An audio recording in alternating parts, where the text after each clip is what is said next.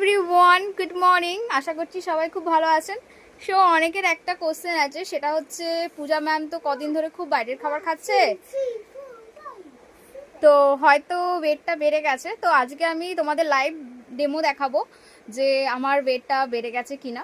তো আমি বাইরের খাবার খাই আর না খাই, খেলে তো তাও মেনটেন করি আর না খেলে তাও মেনটেন করি, এটা তোমরা সবাই জানো।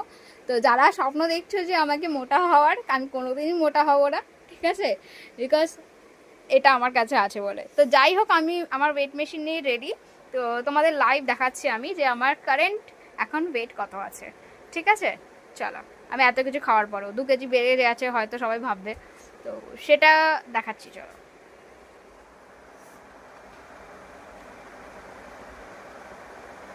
দেখতে পাচ্ছ, ঠিক আছে, 46।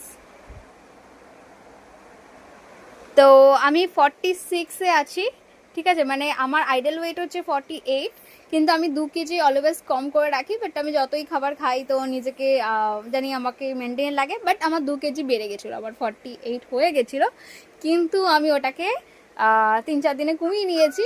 আর সেটা কি করে, সিক্রেটটা জানতে বা আমার গাইডেন্সে নিজের ওয়েট লস জার্নি শুরু করতে বা সারা নিজেকে মেনটেন রাখতে আমার স্ক্রিনে দেওয়া নাম্বারে কন্ট্যাক্ট করতে পারেন। অবশ্যই আমি হেল্প করব যদি আপনি নিজেকে চেঞ্জ করতে চান তো।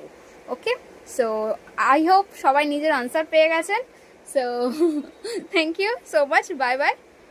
নাও my breakfast, morning breakfast time. Lakshmi আমি, বাই বাই এভরিওয়ান।